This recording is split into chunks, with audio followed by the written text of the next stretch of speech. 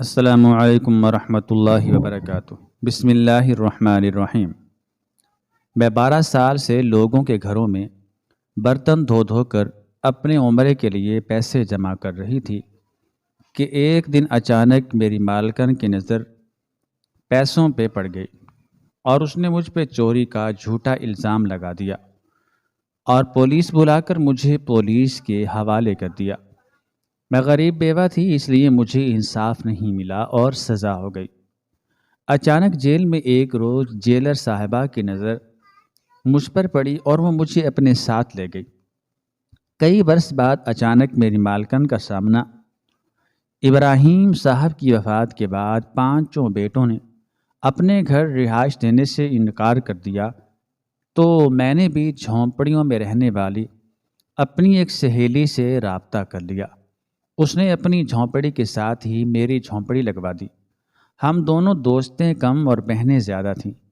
تھوڑی سی بھی کوئی بات پتہ چلتی تھی، ایک دوسرے کو بتائے بغیر چین نہیں ملتا تھا۔ اب میں لوگوں کے گھروں میں کام کر کے اپنے اخراجات اٹھانے لگی تھی، دن رات محنت کرتی اور جو پیسے جوڑ پاتی انہیں میں اکٹھے کرتی جاتی۔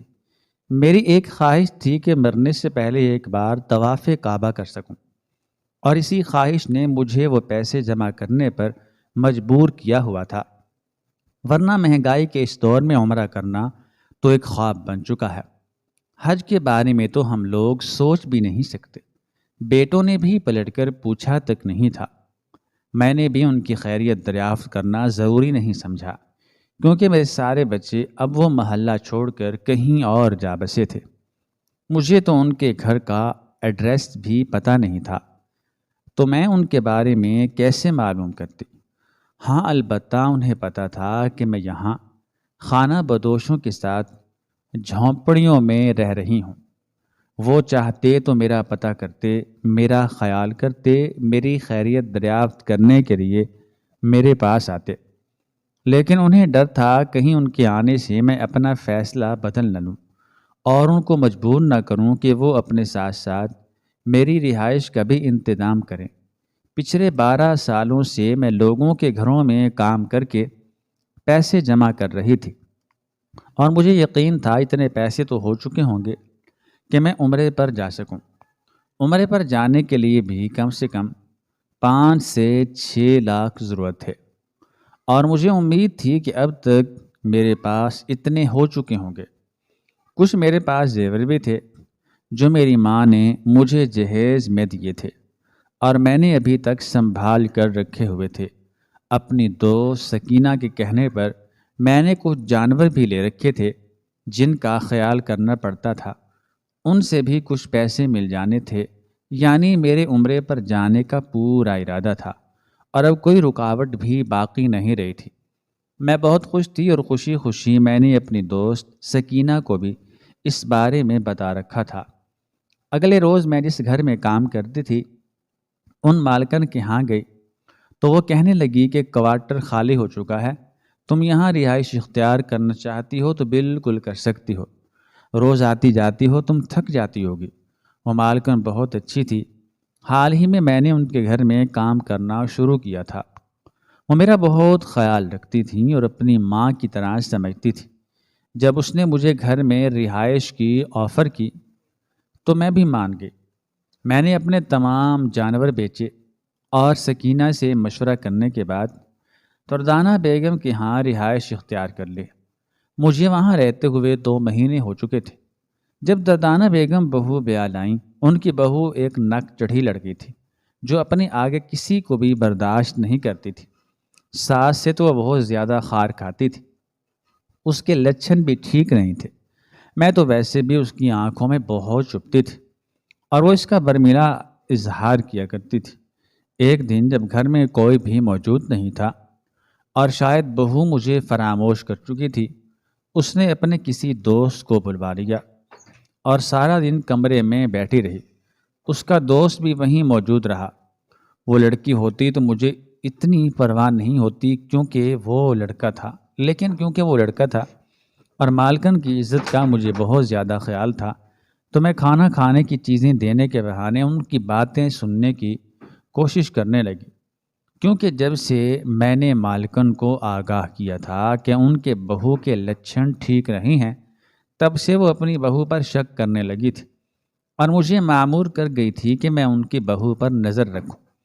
وہ خود بھی کئی بار بہو کو دیکھ چکی تھی۔ میرے کہنے سے پہلے ہی وہ اس بات سے پریشان تھی۔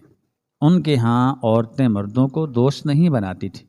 دوسرا، ان کی بہو غیر خاندان سے تھی، تو ان کو ہر وقت دھڑکا لگا رہتا تھا کہ نہ جانے ان کے بہو کے طور اتوار کیا ہیں۔ ابھی میں کان لگا کر ان کی باتیں سننے کی کوشش ہی کر رہی تھی، جب بہو نے دیکھ لیا۔ تبھی مجھے محسوس ہوا کہ آج تو میری خیر نہیں ہے، لیکن بہو نے کچھ کہا نہیں اور غصے سے مجھے گھورتے ہوئے آگے بڑھ گئی۔ میں نے بھی سکھ کا سانس لیا اور مالکن کو فون کر کے بتا دیا۔ مالکن نے کہا، تم فکر مت کرو، سب ٹھیک ہو جائے گا۔ میرے ہوتے ہوئے تمہیں پریشان ہونے کی ضرورت نہیں ہے۔ بہو کا دوست جو سارا دن ہی کمرے میں موجود رہا تھا، وہ بھی جا چکا تھا۔ شام کا وقت تھا جب عادل بابا اور ان کے والد سمیع صاحب گھر میں داخل ہوئے۔ دردانہ بیگم بھی ساتھ تھی۔ انہوں نے آتے ہی مجھے اپنے کمرے میں بلوا لیا۔ چھوٹے صاحب یعنی عادل شیرازی اپنی بیوی پر بہت بھروسہ کرتے تھے اور ان کی محبت کی شادی تھی، لیکن ان کی بیوی نے یہ شادی صرف پیسے کے لیے کی تھی۔ وہ کسی اور کو پسند کرتی تھی اور جلد ہی اس کے ساتھ شادی کرنے کے خواب دیکھ رہی تھی۔ مجھے جیسے ہی یہ بات پتہ چلی، میں نے دردانہ بیگم کے گوش گزار کر دیا۔ وہ بھی پریشان ہو چکی تھیں، لیکن کوئی بھی ٹھوس ثبوت نہیں مل رہا تھا کہ جس کو دکھا کر وہ بیٹے کو بہو سے بدظن کر سکیں۔ بہو کو پتہ تھا کہ ساس نے مجھے نگرانی پر رکھا ہوا ہے، اس لیے وہ مجھے یہاں سے نکالنے کے منصوبے بنانے لگی اور بہت حد تک وہ اس میں کامیاب بھی ہوئی تھی۔ ابھی اس واقعہ کو چند دن ہی گزرے تھے جب دردانہ بیگم کہیں گئی ہوئی تھی اور انہوں نے مجھے کچھ پیسے دیے تھے تاکہ میں ان کی الماری میں رکھوں۔ میں نے بھی وہ پیسے الماری میں جا کر رکھ دیے تھے۔ سکینہ کا فون آیا کہ اس کے پوتے کا آپریشن ہے اور اسے کہیں کام کرنے کے لیے جانا ہے، کیونکہ مالک نے اسے چھٹی نہیں دی تھی۔ میں نے اسے کہا، اگر تمہارے پاس وقت نہیں ہے تو میں آ جاتی ہوں۔ یہ کہہ کر میں جلدی جلدی تیاری کرنے لگی اور پھر وہاں پہنچ گئی۔ سکینہ سے ملی تو وہ بتانے لگی کہ اس کے پاس علاج کے پیسے نہیں ہیں، وہ جلد ہی علاج کے پیسے لے کر آتی ہی ہوگی۔ میں تب تک اس کا انتظار کروں۔ 6 گھنٹے بیت گئے، وہ نہیں آئی۔ نرس بار بار پیسوں کا تقاضا کر رہی تھی تاکہ آپریشن شروع کیا جا سکے۔ مجھے کچھ سمجھ نہیں آیا تو میں نے دردانہ بیگم کو فون کر دیا تاکہ ان سے پیسے مانگ سکوں۔ وہ کہنے لگی، فی الحال تو میرے پاس پیسے نہیں ہیں، تم ایسا کرو 6-7 دن تک صبر کرو، کسی اور سے لے لو، پھر میں تمہیں دے دوں گی۔ مجھے ان پر بے حد غصہ آیا، کیونکہ انہوں نے خود مجھے پیسے رکھنے کو بولا تھا اور 2 لاکھ کیش میں نے خود ان کی الماری میں رکھا تھا۔ ایسے میں ان کا مجھے پیسے نہ دینا سمجھ آ چکا تھا اور مجھے بہت برا لگ رہا تھا۔ جس گھر کو سارا دن سنوارنے میں لگا دیتی تھی، اس کی مالکن کا دل اتنا چھوٹا تھا۔ میں نے کال کرنی ہے کہا اور خدا حافظ بولے بغیر ہی کال کٹ کر دی اور پھر سکینہ کو فون کرنے لگی۔ اس کا دور دور تک کوئی اتا پتہ نہیں مل رہا تھا۔ تبھی 2 گھنٹے گزر گئے۔ میں بار بار سکینہ کو فون کر رہی تھی۔ میرا موبائل بھی بند ہونے والا تھا۔ کتنے دن ہو گئے تھے میں نے اسے چارج ہی نہیں کیا تھا۔ مجھے تو موبائل کا کوئی شوق نہیں تھا، یہ سکینہ ہی تھی۔ اس نے مجھے مجبور کیا کہ تم ایک موبائل رکھ لو، تم سے کوئی بھی بات کرنی ہوتی ہے تو اتنا لمبا سفر طے کرنا پڑتا ہے۔ حالانکہ موبائل نے یہ فاصلہ اب مختصر کر دیا ہے۔ میرا موبائل بند ہو چکا تھا۔ سکینہ کا بیٹا اور بہو ایک ایکسیڈنٹ میں وفات پا گئے تھے۔ ان کے جانے کے بعد ان کے بیٹے کی ذمہ داری سکینہ کے بوڑھے کندھوں پر آ چکی تھی۔ ہم دونوں کے غم سانجھے تھے، اس لیے بھی ہم دونوں کے درمیان دوستی کا رشتہ اب گہرا ہو چکا تھا۔ اس کا پوتا ہی اس کا واحد سہارا تھا۔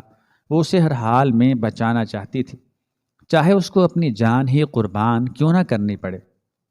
ابھی میں سکینہ کے پوتے کے بارے میں سوچ رہی تھی جب وہ دور سے مجھے بغیر سر پہ دوپٹے کے بھاگتے ہوئے نظر آئی، وہ جلدی سے آئی اور میرے پیسے میرے ہاتھ میں تھما کر چلی گئی۔ اس میں سے ابھی بھی کچھ پیسے کم تھے۔ میں نے سوچا میرے پاس تو پیسے پڑے ہیں، ان میں سے آدھے بچے کے آپریشن کے لیے جمع کروا دیتی ہوں۔ اللہ نے چاہا تو میں اور پیسے جمع کر کے عمرے پر چلی جاؤں گی۔ یہ سوچ کر میں ہسپتال سے نکلی اور جلدی سے دردانہ بیگم کی حویلی آ پہنچی۔ وہاں سے میں نے کچھ پیسے لیے۔ جو میں نے باقی پیسے گنے تو 2 لاکھ تھے۔ مجھے افسوس ہوا کیونکہ مجھے لگا تھا کہ میں نے 5-6 لاکھ تو جمع کر ہی لیے ہوں گے، لیکن ابھی بھی عمرے کے لیے یہ رقم ناکافی تھی۔ فی الحال مجھے سلیم جو سکینہ کا پوتا تھا اس کے آپریشن کے بارے میں سوچنا تھا۔ میں نے ساری فکریں ایک طرف رکھیں اور پھر پیسے لے کر ہسپتال کے لیے نکل گئی۔ وہاں جا کر ابھی میں نے پیسے جمع ہی کروائے تھے جب دردانہ بیگم اور اس کی بہو پولیس کے ساتھ میرے سر پر آ سوار ہوئیں۔ وہ دونوں مجھ پر چیخنے چلانے لگیں اور کہنے لگیں کہ تم نے ہمارے گھر چوری کی ہے، ہمیں تم سے اس چیز کی امید نہیں تھی، تم ایک لالچی بوڑھی عورت ہو اور ہم تمہیں پولیس کے حوالے کر کے ہی رہیں گے۔ ان کی باتیں سن کے میں تو حیرت کے سمندر میں ڈوب چکی تھی۔ میں سوچ بھی نہیں سکتی تھی کہ دردانہ بیگم مجھ پر اتنا گھٹیا الزام لگائیں گی۔ مجھے پوری امید تھی وہ ایسی نہیں تھی۔ ان کے کان ان کی بہو نے بھرے تھے۔ وہ چاہتی ہی نہیں تھی کہ میں ان کے گھر میں کام کروں، کیونکہ میں اس کے سارے رازوں سے واقف تھی۔ دردانہ بیگم کے گھر سے پہلے جہاں میں کام کرتی تھی وہ ان کے بہو کا میکا تھا، اور ان لوگوں کو بھی میں اچھے سے جانتی تھی کہ وہ کس کماش کے لوگ ہیں۔ دردانہ بیگم کی بہو ڈرتی تھی کہ کہیں میں ان کی حقیقت نہ کھول دوں، اسی لیے اس نے مجھے راستے سے ہی ہٹا دیا۔ میں نے 1000 صفائیاں دیں لیکن کوئی بھی ماننے کو تیار نہیں تھا۔ پولیس نے مجھے ہتھ کڑی پہنائی اور پھر گھسیٹتے ہوئے جیل میں لا کر پھینک دیا۔ مجھے لمبی سزا ہوئی تھی۔ دل ہی دل میں نے دردانہ بیگم کو بہت سی بد دعائیں دی۔ بد دعا پر کسی کا کنٹرول نہیں ہوتا، یہ تو دل سے نکلی ہوئی آہ ہوتی ہے جس پر انسان خود بھی کنٹرول نہیں کر سکتا۔ ان کی بہو بری تھی، اس نے مجھ پر الزام لگایا تھا۔ کم از کم دردانہ بیگم کو تو سمجھنا چاہیے تھا، لیکن وہ بھی اپنے بہو کے ساتھ مل گئیں اور آج ان کی وجہ سے میں جیل میں تھی۔ دردانہ بیگم نے جو 2 لاکھ مجھے ان کی الماری میں رکھنے کے لیے دیے تھے وہ ان کی بہو نے چرا لیے اور پھر میرے کمرے میں رکھ دیے۔ بہو کے کہنے پر جب دردانہ بیگم نے میرے کمرے کی تلاشی لی تو وہ یہ دیکھ کر حیران رہ گئی کہ میرے کمرے میں 4 لاکھ روپے پڑے تھے۔ وہ مجھ پر شک کرنے لگے اور اسی شک میں انہوں نے مجھے جیل بھجوا دیا۔ ان کو لگا تھا کہ ان غریبوں کے پاس 2 لاکھ کہاں سے آئے گا، یقیناً اس نے ہمارا ہی چوری کیا ہے۔ وہ لے کر چلی گئی، حالانکہ وہ میرے اپنے پیسے تھے۔ مجھے اس بات کا بہت دکھ تھا کہ اب میں عمرے پر بھی نہیں جا سکوں گی۔ مجھے عمر قید ہو گئی تھی۔ ایک دن میں جیل میں بیٹھی سلاخوں کو گھور رہی تھی جب ایک جیلر خاتون آئی اور میرے پاس بیٹھ گئی۔ میں حیرت سے اسے دیکھنے لگی۔ وہ کہنے لگی، ماں جی، میں نے آپ کے کیس کی فائل نکلوائی ہے، آپ پر بے بنیاد الزام لگوائے گئے ہیں۔ میری کوششوں سے جلد ہی آپ کو رہائی ہونے والی ہے۔ آپ فکر مت کیجیے گا، جلد ہی آپ کو جیل کی سلاخوں سے چھٹکارا ملنے والا ہے۔ اس جیلر کی بات سن کر مجھے بے حد خوشی ہوئی اور میں اس کو دعائیں دیتے ہوئے وضو کرنے کے لیے اٹھی تاکہ میں اللہ کا شکر ادا کر سکوں۔ جیل سے نکلنے کے بعد میرے پاس کوئی بھی ٹھکانہ نہیں تھا۔ میں نے جھونپڑیوں والی جگہ پر جا کر دیکھا جہاں خانہ بدوش رہا کرتے تھے، وہاں ایک بھی جھونپڑی نہیں تھی، بلکہ اب تو کوئی عمارت بن رہی تھی۔ میں مایوس ہو کر وہاں سے لوٹ آئی۔ جیلر خاتون نے دیکھا کہ میرے پاس کوئی ٹھکانہ نہیں ہے تو اس نے مجھے کہا کہ کیوں نہ میں اس کے گھر رہائش اختیار کر لوں اور اس کے گھر کا سارا کام دیکھا کروں۔ میں نے حامی بھر لی اور اس جیلر خاتون کے ساتھ اس کے گھر آ گئی۔ اس کا گھر زیادہ بڑا نہیں تھا لیکن کام بہت زیادہ تھا۔ سارا دن میرا کام میں گزر جاتا تھا، تھک ہار کر میں سو جاتی تھی۔ ایک دن جیدر خاتون کہنے لگی، آج میری ساری دوستیں آنے والی ہیں، تم اچھا سا کھانا تیار کرنا، اور ہاں کوئی بھی کمی بیشی باقی نہ رہے، میں آفس سے لوٹ کر کھانا چیک کروں گی، اس کے بعد ہی کھانا شروع کیا جائے گا۔ میں نے اس بات میں سر ہلا دیا اور کھانا بنانے لگی۔ میں کھانا بنا کر ابھی فارغ ہی ہوئی تھی جب گھر کے گیٹ کی گھنٹی بجنے لگی۔ میں تنگ ہو کر باہر گیٹ کھولنے چلی گئی کیونکہ میں تھکی ہوئی تھی۔ اب دوبارہ اتنا فاصلہ طے کر کے گیٹ تک جانے کی ہمت نہیں تھی، لیکن مجھے جانا پڑ رہا تھا کیونکہ آج گارڈ بھی چھٹی پر تھا، تو دروازہ کھولنے اور بند کرنے کی ذمہ داری بھی میرے سر پر آ چکی تھی۔ میں نے گیٹ کھولا تو سامنے ایک عورت چادر پہنے کھانا مانگ رہی تھی۔ میں نے اسے کہہ دیا کہ کھانا نہیں ہے، تنگ مت کرو اور جاؤ یہاں سے، اور دوبارہ مت آنا۔ ابھی میں یہ کہہ کر موڑی ہی تھی جب اس عورت نے میرا ہاتھ پکڑ لیا۔ مجھے اس عورت پر بے حد غصہ آنے لگا۔ میں نے زبردستی ہاتھ جھٹکا اور پھر جانے کے لیے موڑی ہی تھی جب وہ کہنے لگی، اپنی دوست کو بھول چکی ہو، تم مجھ سے زیادہ بوڑھی ہو تو تم ہو گئی ہو، ایسے ہی تم مجھے بڈھا کہا کرتی تھی۔ یہ کہنے کی دیر تھی جب مجھے وہ آواز جانی پہچانی لگی۔ وہ بوڑھی جھکی ہوئی کمر والی عورت کوئی اور نہیں، میری دوست سکینہ تھی۔ اتنے عرصے بعد اس کو سامنے دیکھ کر میری آنکھوں سے آنسو بہہ نکلے۔ میں نے زبردستی اسے گھر کے اندر کھینچا اور لان میں بیٹھ کر ہم دونوں باتیں کرنے لگیں۔ میں نے گیٹ کو بھی اچھی طرح سے بند کر دیا تھا۔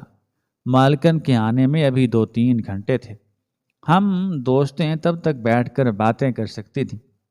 سکینہ کہنے لگی، میرے پوتے کا آپریشن نہیں ہوا اور پھر وہ اسی دن ہی مر گیا۔ اس کی موت کے بعد تو مجھے اپنا جینا ہی فضول لگنے لگا۔ میں نے سارے کام چھوڑ دیے کیونکہ جہاں بھی میں کام کرتی تھی وہاں کام میں میرا دل نہیں لگتا تھا، دھیان کہیں اور ہوتا تھا۔ اسی وجہ سے بہت سے نقصان ہونے لگے اور انہی نقصانات میں مالک نے گھر سے نکال دیا۔ جہاں ہم نے جھونپڑی لگائی تھی وہاں سرکاری عمارت بننے لگی تو انہوں نے بھی ہمیں نکال دیا۔ جب رہائش کو کوئی جگہ نہ ملی تو میں در بدر بھٹکنے لگی اور مانگ کر کھانے لگی۔ سارا دن چلتے پھرتے کہیں نہ کہیں تو کھانے کے لیے کچھ نہ کچھ مل ہی جاتا تھا۔ یہ کہہ کر سکینہ رونے لگی اور اپنی آنکھیں صاف کرنے لگی۔ مجھے اس پر بہت ترس آیا۔ میں نے اسے گلے سے لگا لیا۔ ہم دونوں دوستیں ابھی باتیں کر رہی تھیں جب ایک بار پھر گیٹ کسی نے بجایا۔ مجھے بہت غصہ آیا۔ گھنٹی بھی لگی ہوئی ہے پھر بھی کوئی گیٹ بجا رہا ہے۔ میں نے سکینہ کو کہا، تم یہیں رکو، میں تمہارے لیے کھانا بھی لاتی ہوں اور گیٹ بھی کھولتی ہوں، تم یہاں سے اٹھنا مت۔ اس نے اس بات میں سر ہلایا اور پھر اپنی گٹھنی میں سے ایک کپڑا نکال کر اس پر سر رکھا اور لان میں ہی لیٹ گئی۔ شاید وہ تھکی ہوئی تھی، اسے نیند آ چکی تھی۔ باہر مانگنے والا تھا، میں نے اسے ایک روٹی دے دی تھی۔ جلدی سے میں نے سکینہ کے لیے کھانا بنایا اور پھر اس کے سامنے رکھ دیا۔ وہ گہری نیند سو رہی تھی۔ میں نے اسے جگایا تاکہ وہ کھانا کھا سکے۔ میں چاہتی تھی مالکن کے آنے سے پہلے میں اسے کھانا دے دوں اور پھر وہ یہاں سے چلی بھی جائے، یہ نہ ہو مالکن غصے ہو جائے۔ ویسے تو مجھے امید تھی وہ غصے نہیں ہوگی، لیکن پھر بھی ابھی نیا یہاں کام ملا تھا، میں نہیں چاہتی تھی کہ انہیں برا لگے۔ ابھی سکینہ کھانا کھا رہی تھی جب مالکن آ گئے۔ انہوں نے بالکل بھی برا نہیں بنایا، بلکہ وہ کہنے لگی، اگر تم دونوں مل کر گھر کا کام کرنا چاہو تو کر سکتی ہو، اس طرح تمہیں بھی آسانی ہو جائے گی اور تمہیں رہنے میں بھی مشکل نہیں ہوگی۔ میں نے ان کی بات مان لی اور مجھے بہت خوشی ہوئی کہ سکینہ اور میں اب ایک ہی گھر میں کام کریں گے۔ چاہے وہ بے شک کام نہ کرے لیکن وہ میرے ساتھ رہے۔ مجھے اس کے ہونے سے حوصلہ ملتا تھا، ہمت ملتی تھی۔ شام کے وقت جیلر میڈم کی ساری دوستیں آ گئی تھیں اور حال میں سے قہقہوں کی آوازیں بھی آ رہی تھیں۔ میں نے سارا کھانا اچھے سے سیٹ کیا۔ سکینہ بھی میرے ساتھ کام کروا رہی تھی۔ میں نے اسے اچھے سے نہلا کر اپنے کپڑے پہننے کو دے دیے تھے۔ صبح والا اس کا حلیہ بالکل ہی بدل چکا تھا۔ ہم دونوں ہی مہمانوں کے لیے ٹیبل پر کھانا سجانے لگے۔ میں نے ایک ٹرے میں ڈرنکس رکھے اور ہال میں دینے کے لیے چلی گئی۔ ابھی میں نے سب کو گلاس پکڑا ہی تھے جب ایک عورت پر میری نظر پڑی۔ وہ کوئی اور نہیں، وہ دردانہ بیگم تھی۔ انہوں نے مجھے دیکھا تو کہنے لگی، مجھے تم سے بات کرنی ہے، 2 منٹ باہر چلو۔ میں ان سے بات نہیں کرنا چاہتی تھی کیونکہ میں اب ان سے بے حد نفرت کرتی تھی۔ انہوں نے مجھ پر جھوٹا الزام لگایا تھا اور اپنی بہو کی باتوں میں آ کر مجھے جیل بھجوایا تھا، اور میرے عمرے کے پیسے بھی اپنے پاس رکھ لیے تھے۔ مجھے اس عورت پر بہت غصہ تھا۔ میں اس سے بات تو نہیں کرنا چاہتی تھی، لیکن ہر بار کی طرح سکینہ نے مجھے اس بار بھی سمجھایا تو میں اس عورت سے بات کرنے کے لیے راضی ہو گئی۔ جب سب عورتیں کھانا کھا رہی تھیں تو وہ مجھے لیے لان میں آ گئی اور مجھ سے معافی مانگنے لگی۔ کہنے لگی، تم صحیح کہہ رہی تھی، میری بہو کے لچھن ٹھیک نہیں تھے، وہ ایک اچھی لڑکی نہیں تھی، اور تو اور اس کے سارے خاندان والے بھی ایسے تھے۔ شکر ہے ہم برباد ہونے سے بچ گئے۔ ان کی یہ بات سن کر مجھے ان سے تھوڑی سی ہمدردی ہوئی، تو میں نے ان سے پوچھا، آپ مجھے سب تفصیل سے بتائیں کہ ہوا کیا تھا۔ وہ کہنے لگی، بہو کے کہنے میں آ کر میں نے تم پر شک کیا اور تمہارے پیسے اٹھا لیے۔ مجھے اتنا تو بتاؤ، تمہارے پاس اتنے سارے پیسے کہاں سے آئے تھے؟ میں کہنے لگی، باجی، میں نے اپنے عمرے کے لیے 2 لاکھ جمع کیے تھے جو میں نے اپنے پاس رکھے ہوئے تھے۔ میں نہیں جانتی باقی 2 لاکھ کہاں سے آئے تھے۔ یہ سن کر وہ کہنے لگی، اب میں سمجھی، وہ پیسے میری بہو نے چوری کر کے وہاں رکھے تھے۔ مجھے معاف کر دو، یہ سب میری جلد بازی کی وجہ سے ہوا تھا۔ مجھے تم پر شک کرنا ہی نہیں چاہیے تھا، تمہارا تو اس میں کوئی قصور نہیں ہے۔ جب سے مجھے حقیقت پتہ چلی ہے تب سے وہ میں نے 2 لاکھ ایک سائڈ پر رکھ دیے ہیں، اور تمہارے عمرے پر جانے کا سارا خرچہ میں برداشت کرنے کے لیے تیار ہوں۔ تو تم چاہو تو اپنی دوست کو بھی ساتھ لے کر جا سکتی ہو۔ اگر تم یہ آفر ٹھکراتی ہو تو مجھے لگے گا تم نے مجھے معاف نہیں کیا۔ یہ کہہ کر وہ ہاتھ جوڑ کر میرے سامنے کھڑی ہو گئی۔ مجھے ان کو اس طرح دیکھ کر بہت ترس آیا تو میں نے بھی انہیں معاف کر دیا، اور ان سے کہنے لگی کہ میں عمرے پر جاؤں گی تو اپنے پیسوں سے جاؤں گی، مجھے آپ لوگوں کی خیرات نہیں چاہیے۔ آپ کے پاس تو 2 لاکھ ہیں، وہ اپنے پاس رکھ لیجئے۔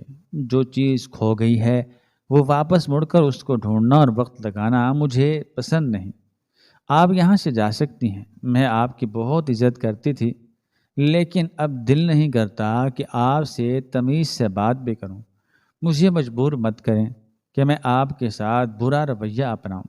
یہاں سے چلے جائیے۔ یہ کہہ کر میں وہاں رکی نہیں اور کچن میں آ کر سکینہ کو ساری بات بتانے لگی۔ وہ مجھے ڈانٹنے لگی کہ یہ تم نے کیا کر دیا ہے، تمہیں ایسا نہیں کرنا چاہیے تھا۔ ابھی ہم دونوں یہ باتیں کر رہی تھیں جب جیلر میم کچن میں داخل ہوئیں اور مجھ سے کہنے لگیں، مجھے سب معلوم ہو چکا ہے، اس کی کوئی غلطی نہیں ہے، دردانہ کی مہربانی ہے کہ آج تم جیل سے باہر ہو، ورنہ تم ساری زندگی جیل میں ہی رہتی۔ میرا مشورہ تو تمہیں یہی ہے کہ تم دردانہ سے وہ پیسے لے لو اور عمرے پر چلی جاؤ۔ زندگی کا کوئی بھروسہ نہیں ہے، کل تک تم زندہ رہو گی بھی یا نہیں۔ مجھے کافی وقت تک سمجھاتی رہیں، جہاں تک کہ ان کی دوستیں بھی چلی گئیں۔ ساری رات میں اسی بارے میں سوچتی رہی۔ مجھے ایک پل کے لیے بھی نیند نہیں آئی تھی۔ مجھے سمجھ نہیں آتی تھی کہ میں اپنی ضد اور انا کی سنوں یا پھر دردانہ بیگم کا وہ شرمندہ چہرہ جو مجھے بار بار خود کو غلط ٹھہرا رہا تھا، اور اس کو محسوس کروں۔ میں بار بار کروٹ بدل رہی تھی۔ جب سکینہ جاگ گئی اور مجھ سے جاگنے کی وجہ پوچھنے لگی، سب سے پہلے کہ وہ مجھ سے زیادہ سوال جواب کرتی، میں نے اسے کہہ دیا کہ میں نے سوچ لیا ہے، میں دردانہ بیگم سے پیسے لے کر عمرے پر چلی جاؤں گی۔ زندگی کا کوئی بھروسہ نہیں ہے۔ میرے یہ کہنے کی دیر تھی جب سکینہ بہت خوش ہو گئی اور مجھے مبارک دینے لگی۔ رات میں نے خواب میں کعبہ کا طواف کرتے ہوئے خود کو پایا تو بہت خوشی ہوئی، اور اپنا کیا گیا فیصلہ بھی صحیح معلوم ہو رہا تھا۔ میں صبح اٹھی تو دردانہ بیگم آ چکی تھی، ان کے ہاتھ میں پیسے تھے۔ وہ کہنے لگی، یہ لو تمہاری امانت جو میں نے اتنے عرصے سے سنبھال رکھی تھی، اس میں کچھ ایکسٹرا پیسے بھی ہیں جو میری طرف سے ہیں، وہاں جا کر ہم جیسے لوگوں کے لیے بھی دعا کرنا جن کے پاس پیسے تو ہیں لیکن اللہ تعالیٰ توفیق نہیں دیتا کہ وہ لوگ بھی جا کر طواف کعبہ کر سکیں اور اس کا شرف حاصل کریں۔ اگلے مہینے عادل واپس آ رہا ہے، اس کے آتے ہی ہم دونوں بھی عمرے پر جائیں گے، لیکن تب تک تم ہو آؤ۔ اس کے بعد ہم لوگوں نے بہت سی باتیں کی۔ وہ چلی گئی تو میں نے جیلر میڈم کو سارے پیسے دے دیے تاکہ وہ ہم دونوں کے عمرے پر جانے کا انتظام کر سکیں۔ وہ دن بھی آ گیا جب میری دوست سکینہ اور میں عمرے پر جا رہے تھے۔ دل خوشی سے جھوم رہا تھا۔ آج دردانہ بیگم سے سارے گلے شکوے بھی دور ہو چکے تھے اور جیلر میڈم کا شکر ادا کرتے میں تھکتی ہی نہیں تھی، جن کی وجہ سے آج میں جیل سے باہر تھی۔ 30 دن بعد جب ہم لوگ گھر واپس آ رہے تھے، اس فلائٹ میں ہمارے علاوہ 2 اور لوگ بھی تھے جو جانے پہچانے تھے۔ وہ کوئی اور نہیں، میری بڑی بہو اور میرا بیٹا تھے۔ مجھے دیکھ کر چونک گئے اور کہنے لگے، ماں جی آپ یہاں؟ میں نے ان سے منہ پھیر لیا۔ انہوں نے مجھے مخاطب کرنے کی بہت کوشش کی لیکن میں نے ان کی ایک بار بھی نہیں سنی اور سونے کی اداکاری کرنے لگے۔ سکینہ نے اس معاملے میں مجھے کھلا چھوڑ رکھا تھا۔ میں اگر اپنے بچوں کے معاملے میں اسے مشورہ لیتی تو ہی مجھے دیا کرتی تھی، ورنہ وہ کہا کرتی تھی کہ جیسے تمہارا دل کرے ویسے کرو، یہ نہ ہو تو میں بعد میں تمہیں پچھتانا پڑے۔ ہم لوگ ایئرپورٹ پر ابھی اترے تھے جب میری بڑی بہو اور بیٹا میرے پیچھے بھاگتے ہوئے آنے لگے اور مجھ سے معافیاں مانگنے لگے کہ انہوں نے میرے ساتھ اچھا سلوک نہیں کیا۔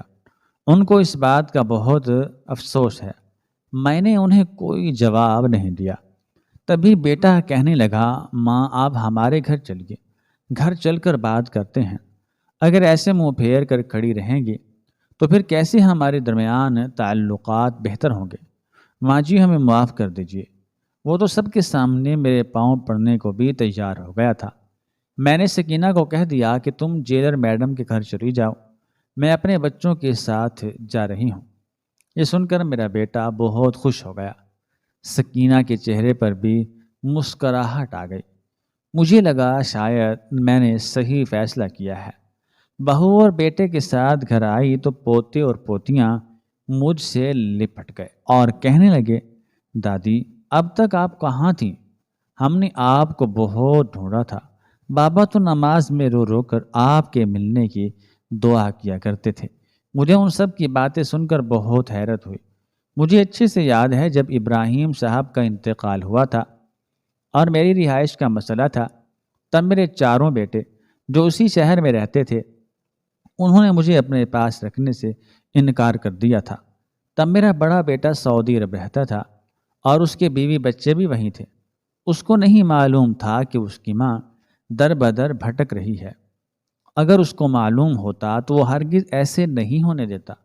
اس لیے مجھے اپنے بیٹے فاروق کا کوئی قصور نہیں دکھائی دیا اور میں اس کے ساتھ آنے کو تیار ہو چکی تھی۔ میری بڑی بہو میری بھانجی تھی اور اس کا رویہ میرے ساتھ بہت اچھا تھا۔ اس کی ماں کے مرنے کے بعد میں نے اسے پالا پوسا تھا۔ وہ میری بہو نہیں، میری بیٹی تھی۔ تب اس کو میرے حال کے بارے میں پتہ چلا تو اس کو بہت دکھ ہوا۔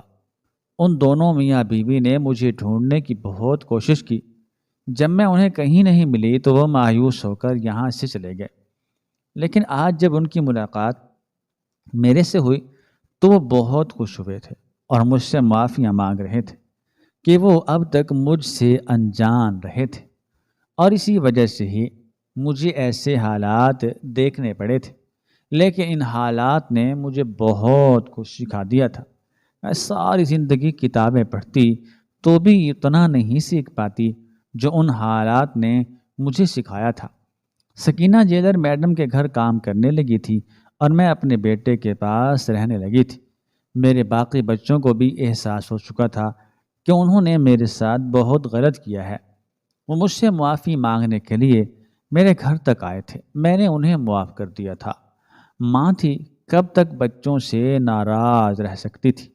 مجھے ان سے کوئی گلا شکوہ بھی نہیں تھا، لیکن افسوس تھا کہ میں نے ساری زندگی ایک ایسی اولاد کو پروان چڑھایا ہے جس کو اپنی والدین کی کوئی فکر نہیں۔